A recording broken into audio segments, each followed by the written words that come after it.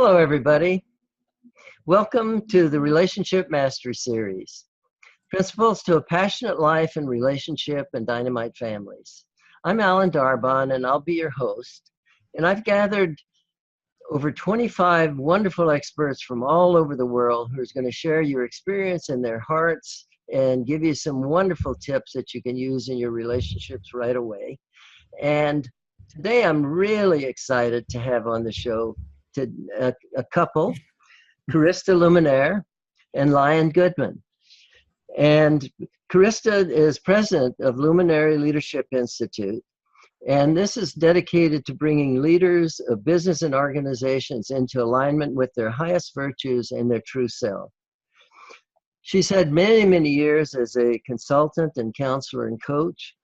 And after graduating from Harvard in psychology and social relationships, she pioneered educational programs that focused on the integration of personality and the soul. Wonderful thing to be integrating. And also, she has done a great deal of research and teaches from the recognition of how our early bonding experiences end up impacting our later adult life relationships. Carista is the author of a groundbreaking book called Parenting Begins Before Conception. Wonderful idea. Thank you. Goodman is CEO of Luminare Leadership Institute, and he has 35 years of experience as an executive coach and counselor and healer. And he was an executive search and consultant leader and established the Goodman Group, which is a firm that served more than 250 companies.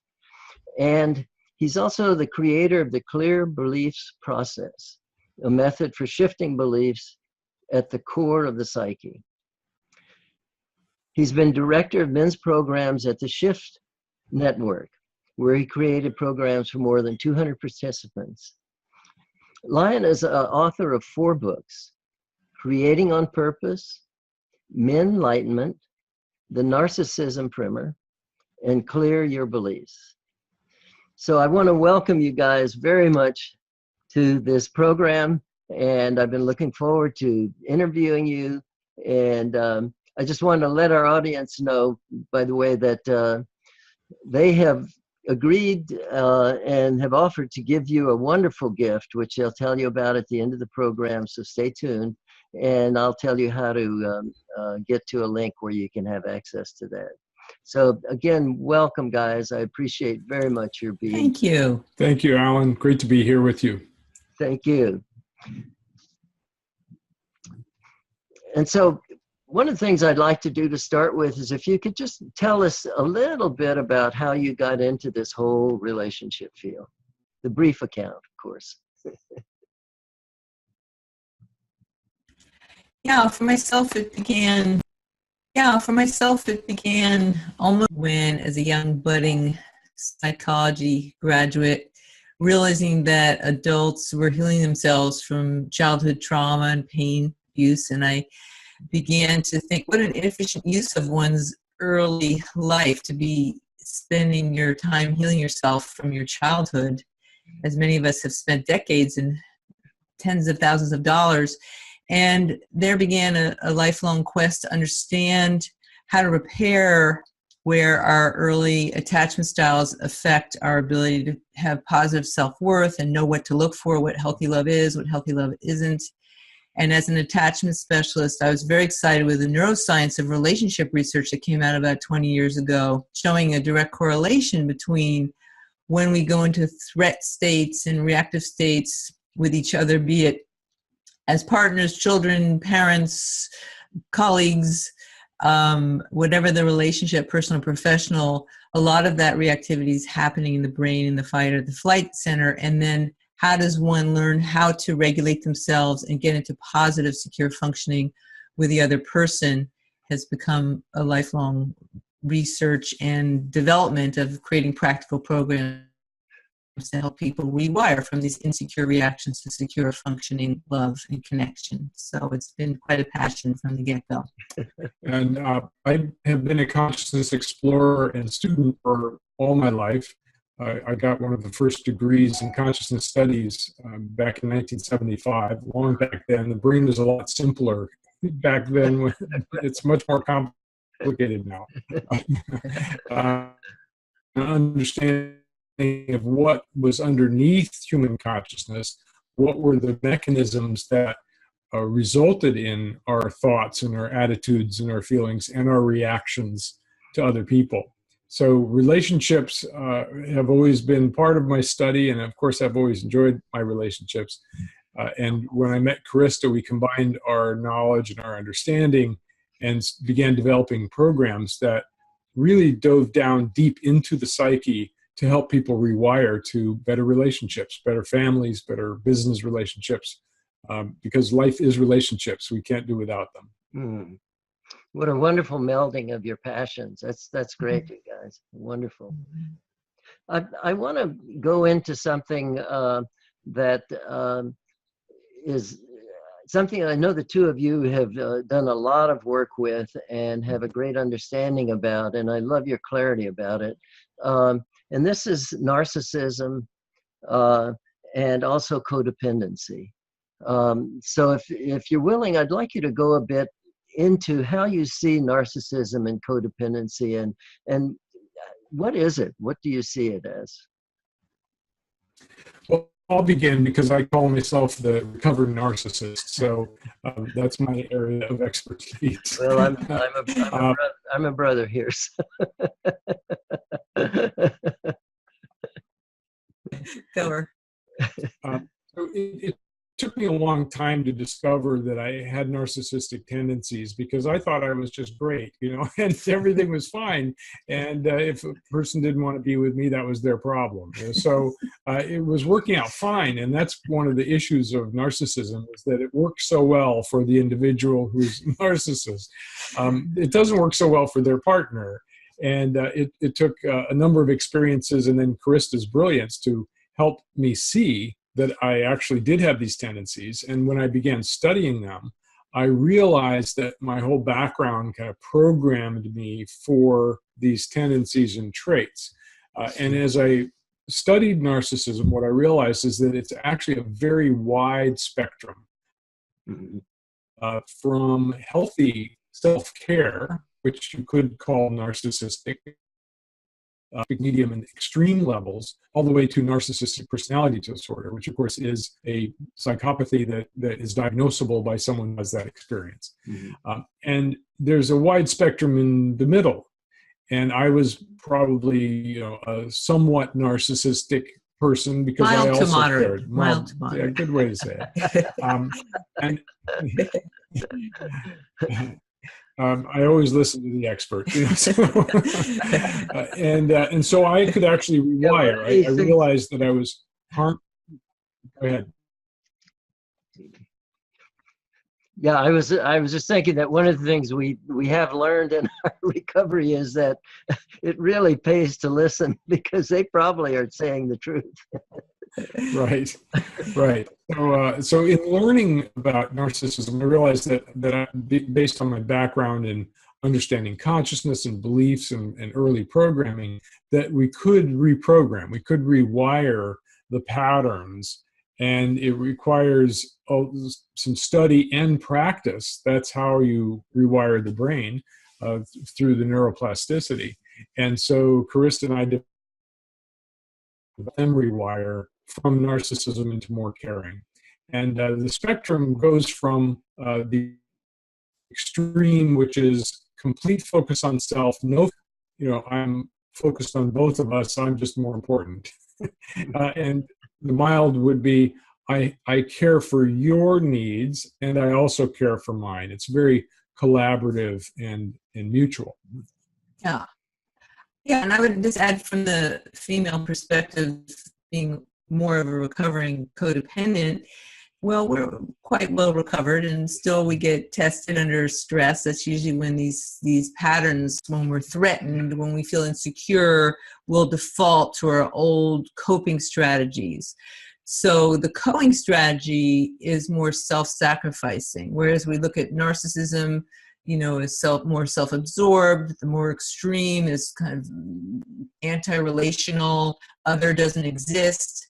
With the coers, we're more we don't exist and others more important. So the narcissist is me first, others second. The coer is more me last, other first. So they do finding someone who's more codependent, because the codependent is more of a caregiver. Again, the mild to severe spectrum, it's very good to be a loving, caring person. So being a caregiver is not the problem. It's when you don't feel you have a choice in terms of being able to make yourself first. You abandon yourself as a coer to please the needs of the other person. And there is no sense of, I get to actually exist with equal regard. So often a symptom of kind of moderate to more serious codependent tendencies would be, walking on eggshells, abandoning the self. I'm afraid if I speak up, the fear is I'm going to be rejected, because the codependent is very pro-relational. And they really want connection. We love connection. And we get distressed when we don't have connection. So we'll sacrifice, if we feel we're going to create conflict with the person who, we're talking with, relating to, then we'll sacrifice ourselves to get that value that we're going to at least get a connection by taking care of them. And of course, taking care of others is a good thing. It's just when you feel you don't have a choice to include yourself. So that's part of the practice. It's what I call, what about me? When you hear that voice come, it's like, what about me? Well, are you? There's the of me, and I'll escalate if you don't. Pay attention. Which is, I need to escape in order to feel safe. And so avoidant types can easily become narcissistic or have narcissistic traits, and anxious types can actually want to relate. And as Carista said, it's great when you have one of each, because then they fit like a glove.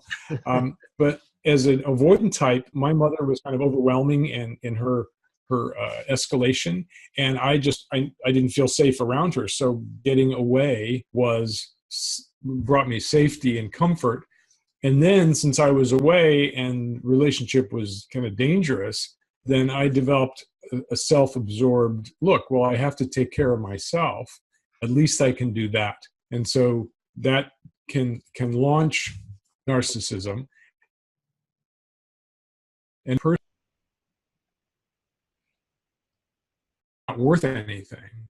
They have to build up a defense against that. And so a lot of extreme narcissism has deep shame at the core. And so when you tell someone you're a narcissist, you're actually shaming. They have to defend or blow up or get big in order to defend off that feeling that they don't want and felt so awful. Mm-hmm. Mm-hmm. So can these be healed? Oh yeah. I mean, we're right here before you. We're vulnerable in our work, that we are, in the recovering phase. When we first met, I as a secure attachment trauma specialist, I had a lot more intellectual understanding and some, history. I also came out of a difficult relationship, so I had my own wounds. And Line was very clear. He was already writing about history. I also had that he had these traits. He also was very clear that he wanted to heal that part of himself, which is why I took the risk. Because unless a couple who have these tendencies, which is a lot of couples who end up in our office and in relationship counseling, unless one and optimally both want to accept the influence of the other, it's very hard to heal. So when Line said, I have these traits and I really want to learn how to become more caring, that's a keynote, more pro-relational. When I hurt you, it matters to me. And I want to, learn how to repair. And you also need to learn how to help me with when you put out feelings and needs and feedback in a way that doesn't trigger my shame. So I had to look at what's common with code. We can often escalate. We can be judgmental. We can be blaming. Even, castrating, emotionally castrating. You didn't pay attention to me. You're not caring. Kind of accusing out of a despair, because when coers start to get their voice, they don't. It's coming from a child, primitive part of themselves, so they don't really know how. So we we really had to practice teaching each other, how could I share, how could I be vulnerable, that I was needing connection, that he was hurting me.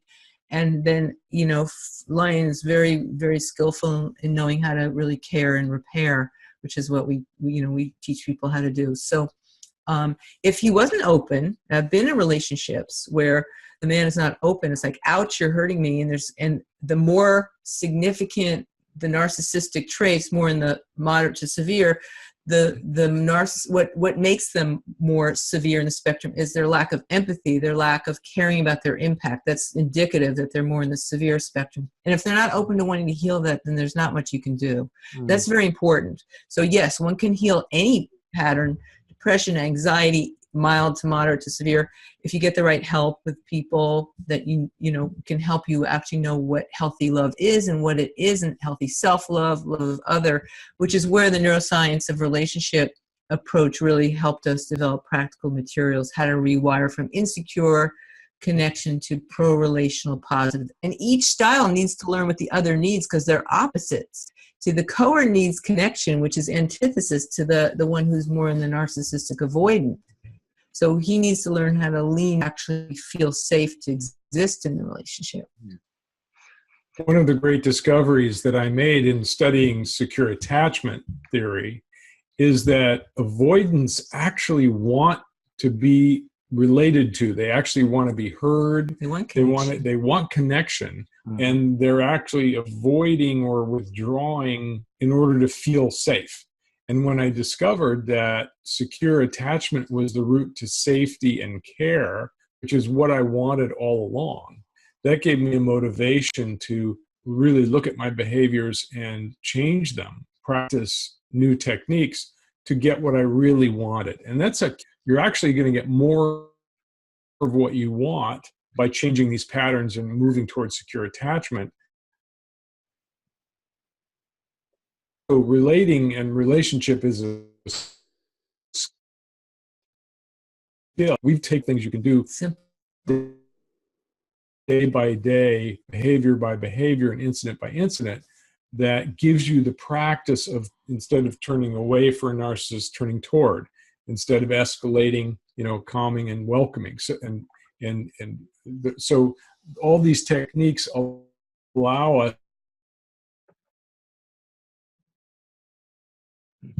Because these are deep defense systems. I mean, it's so easy to label, to be shamed by the label. That's why we call narcissism more self-absorption, coing more self-sacrificing.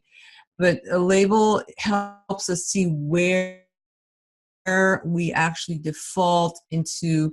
It's not to shame us; it's actually to empower us. And most people don't realize that actually, one can really learn how to change these behaviors. You have to want to, and then learn how to do it.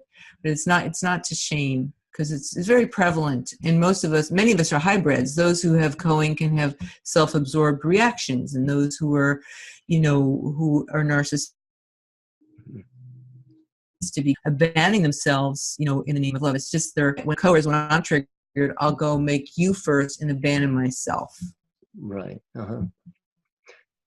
Now, for someone who is a narcissist and is not quite sure if they are or they aren't, what kind of things can you see in your partner that might be cues to you that that you are or that you're not?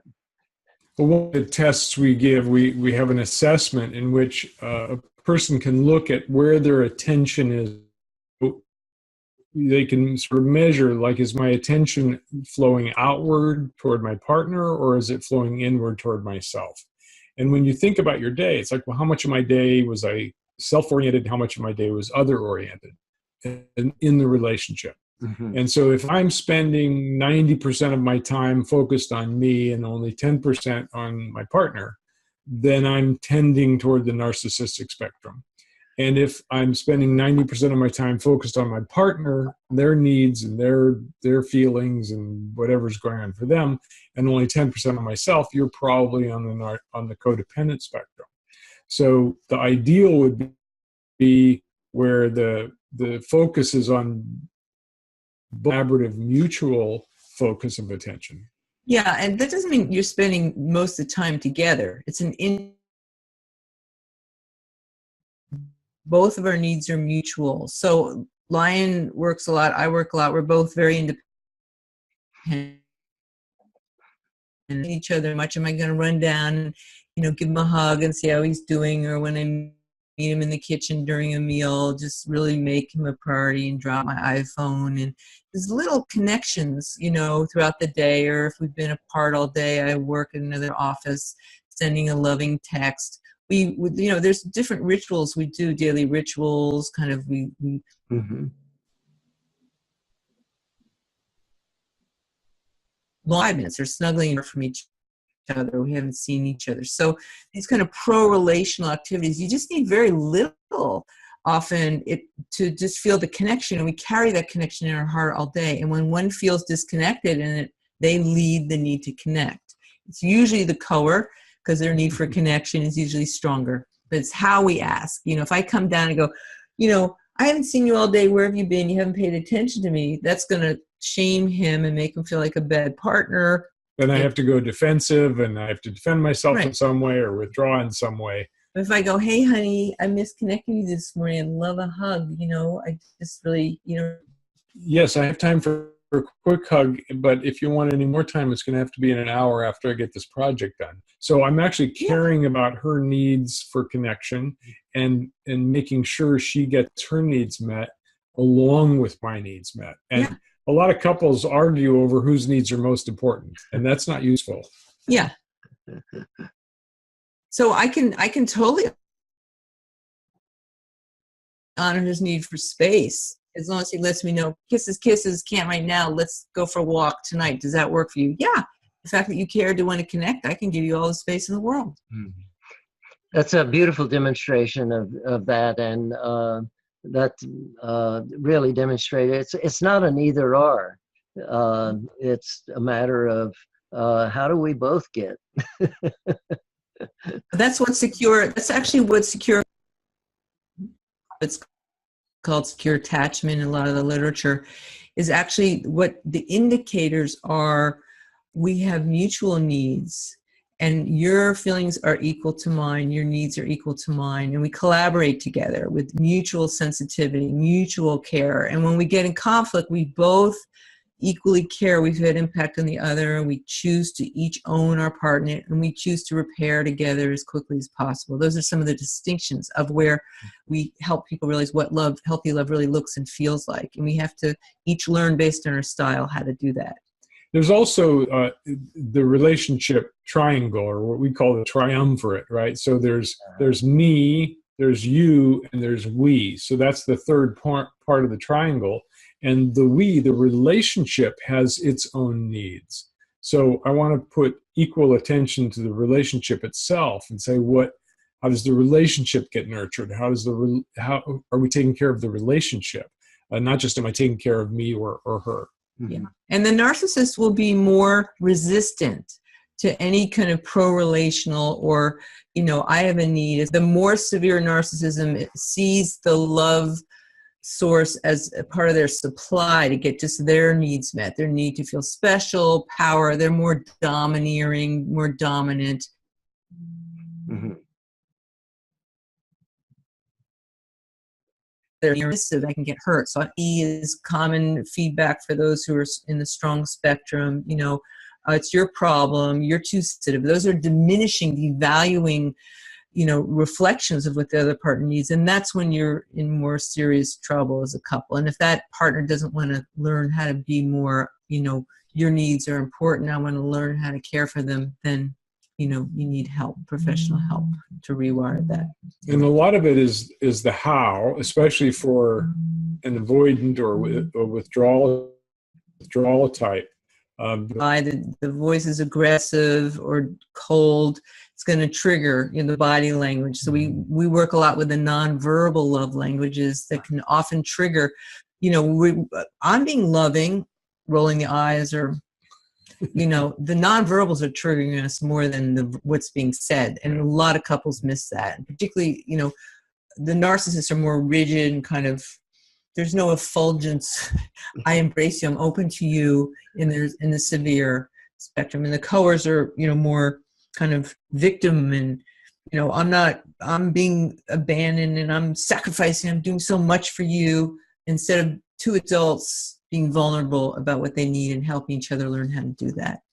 Right. Those nonverbal things really have a special access immediately into the survival aspects of our brain. And the triggers are flashing all over the place. Yeah. I mean, I can turn the soundtrack off with couples who come work with me and us. We work solo and together. I don't even need the content. 90% of the time I'm looking at all the microfacial expressions, disdain or contempt or disappointment or just forlornness. It's like, you don't even need to look tracks all in together, microfacial expression each other all the time. Right. Now, since one of the focuses of this series is on co-creating dynamite families, say a little bit more about how you see the way that narcissistic and codependent relationships end up impacting the children in the family. Oh, yes. Yes, in the book I wrote, Parenting Begins Before Conception, in the book I wrote, Parenting Begins Before, Major Parenting Center in Marin County for 15 years, conception all the way up into teen. And I work with a lot of teens whose parents came to me for preconception, prenatal. I still work with these families. It's the same theme, what the parents are role modeling based on what they learned. Whether they're going to role model really caring for the child's needs is equally as important to them as their own from the get-go. One quick example is when my daughter was 6 months, actually didn't give a hoot and just said, get out the door in the pouring rain, I'd be pissed off too. And it was at that point I realized, her needs and feelings are as important as mine, that I really interrupted her focus, her joy, was really insensitive, kind of stressed her out with my stress. And she's human too. And at every age, a child's needs are as important as mine as the parent. The Victorians really, we were secondary. Our feelings often didn't matter. And then we go into these my feelings don't matter, parents' needs are more important, or the narcissism, my parents didn't let me have my needs. Gosh darn it, now that I'm an adult, I'm going to make sure I take care of my needs and they're going to be first. So, in terms of how to create healthy family dynamics, the secure attachment model, the secure functioning model is the key to really inspiring parents how to interact with each other and role model mutuality and also care for the child all the way through teen. The teen is rebelling because the parents aren't treating them as an equal. Like, clean up your room, but Mom, I don't want to. Because we're all human thing. A baby needs to be seen and loved and appreciated for who they are, respected and honored and nurtured. And it turns out that we never outgrow those needs. That's what the neuroscience says. Right. So all of our relationships, whether it's lovers or close friends or distant relatives or strangers or colleagues, we all have the same need for that deep connection and care for our needs. And when we're not treated like our needs matter, we disengage, we leave, we find another job, or we just put up with it and feel miserable. Businesses are often, microcosms of family system dynamics. I know in my business consulting, we have a leadership company as well.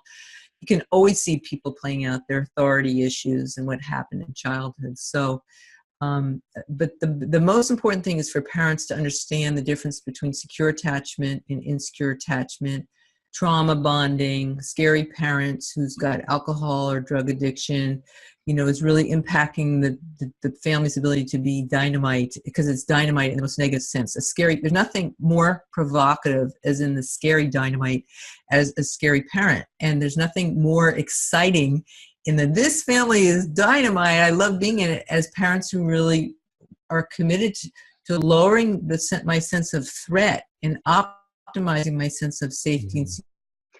Yeah.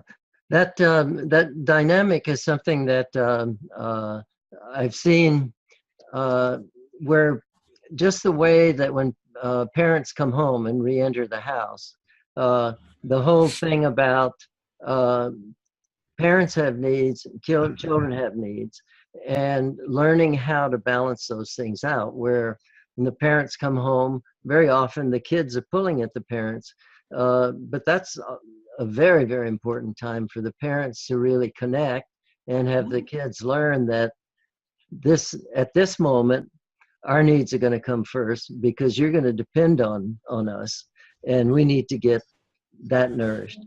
And when kids see that, and I've seen one family after another where that's the case, the kids are so powerfully impacted that they are very willing to step back, and they know, my gosh, these two people are in love, you know. And what a wonderful example for their own adult relationships, having that kind of thing. For sure. For sure. Love, secure functioning, secure love is when you feel the other person is making you a priority. And the studies, 2,000 studies, 20 years in neuroscience research shows that the adults who have long, happy marriages are when they make each other a priority. That's the one distinction. And that we never outgrow that priority, as Lion said, that need to be a priority. And that's what defines secure functioning couples, is they make each other, in each other's care, make each other a priority. Their cause of putting you in distress, the top priority is to repair that as soon as possible. You know, you guys, I'm aware of the time, and it has been flying by, but we are going to need to bring this to a close shortly. And I appreciate so much what you have contributed today. I know we've had some internet glitches here and there. I hope they're not excessive, and that the wonderful content that both Lion and Carista have been bringing through, that you're able to really receive that. But I'd like to take time now, if you'd be willing to tell our viewing audience what the gift is that you're going to offer.